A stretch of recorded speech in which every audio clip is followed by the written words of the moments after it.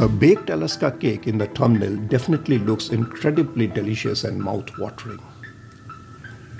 And both Donald Trump and Vladimir Putin deserve to treat themselves with some very big slices of the cake because their summit in Alaska was the first ever meeting of the US and Russian leaders to find ways to end the 3.5 years Russian-Ukraine conflict.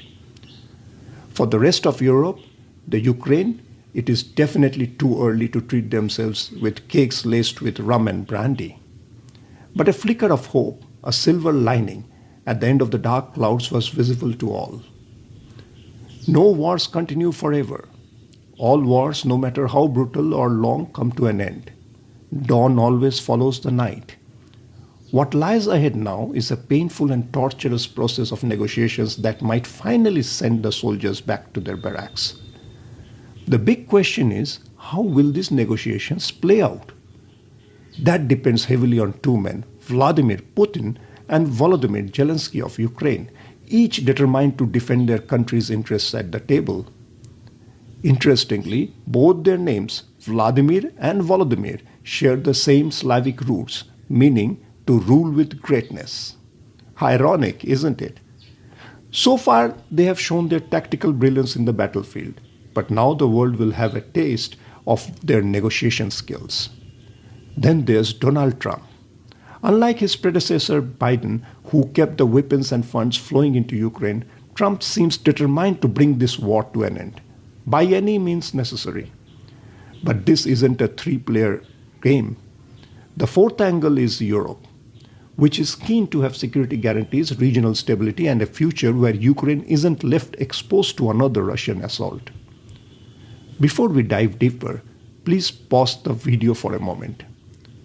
If you're enjoying this analysis from globalheadwinds.com, give that like button a nudge and drop your thoughts in the comments box. Your engagement keeps us going and helps us craft even sharper episodes for you. Coming back to the discussion, all the four players, Putin, Zelenskyy, Trump, and the European leaders have different stakes in how this war ends. Putin started this conflict in February 2022 with one objective: prevent NATO from creeping deeper into Eastern Europe by taking control of Ukraine, the last post on Russia's border. Zelenskyy, on the other hand, has a dual mission: secure his nation's future from further Russian invasion and reclaim lost territories. And what about Trump? His motivations range from wanting to be remembered as a peacemaker, maybe even a Nobel Peace Prize contender, to securing for the United States Ukraine's rare earth deposits and other mineral resources. And Europe? For them, Ukraine is more than ever. It's the frontline buffer against Russian expansionism. Now here's where things get interesting. Before leaving for Alaska, Trump talked tough, almost threatening Putin with harsher sanctions unless Russia declared an immediate ceasefire. But after a few hours behind the closed door, Trump emerged echoing Putin's stance. No ceasefire, but an end to the war almost fully on Russian terms, keeping the occupied territories and blocking Ukraine from NATO membership. This sent shockwaves through Europe. Within 72 hours, leaders from Britain, France, Germany, Italy, and Finland rushed to the White House to bolster Zelenskyy's resistance against Putin's demands and convince Trump about the delicate situation.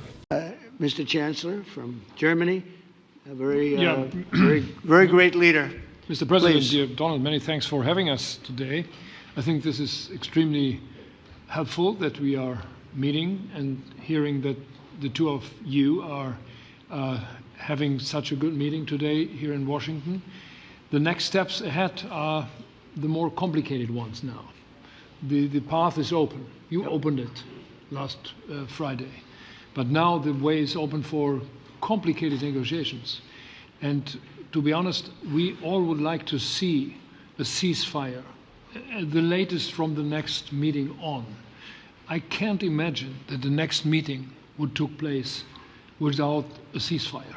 So let's work on that, and let's try to put pressure on Russia, because the credibility of these efforts we are undertaking today are depending on at least a ceasefire from the beginning of the serious negotiations from next step on. So I would like to emphasize this aspect and would like to see a ceasefire from the next meeting, which should be a trilateral meeting wherever it takes place. Well, we're going to let the president go over and talk to the president, and we'll see how that works out and if we can do that.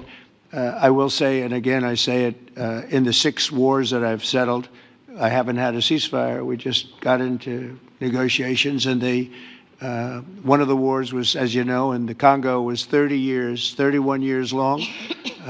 Another one that we settled last week with 2 great countries was 35 years going on, and we had no ceasefire. So if we can do the ceasefire, great.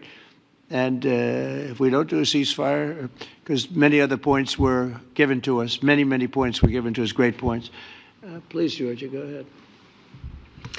Well, thank you very much, Donald, Mr. President, for hosting us today in this important meeting. And I think it is an important day, a new phase, after 3 years and a half that we didn't see any. So what happens now? There are massive gaps to bridge. Will Russia stop bombing Ukraine during the negotiations? How much land is Ukraine willing or forced to give up for peace? And if NATO membership is off the table, what kind of ironclad security guarantees can Europe and the US really offer to the Ukrainians? Trump, meanwhile, is getting very impatient. Remember his campaign promise, "I'll end the war in 24 hours. 7 months into his term, that promise is wearing thin. And the biggest obstacle to his plan is none other but Vladimir Putin. Despite the smiles in Alaska, Russia is in a stronger position militarily than it was 6 months ago. Their strategy is simple: delay the negotiations, grab as much Ukrainian land as possible before sitting down at the table. So for now, let's hold off on slicing that baked Alaska cake. The celebrations are still a long way off. That's all for this week. Until next time, stay tuned, stay thoughtful, and keep questioning the winds that shape our world.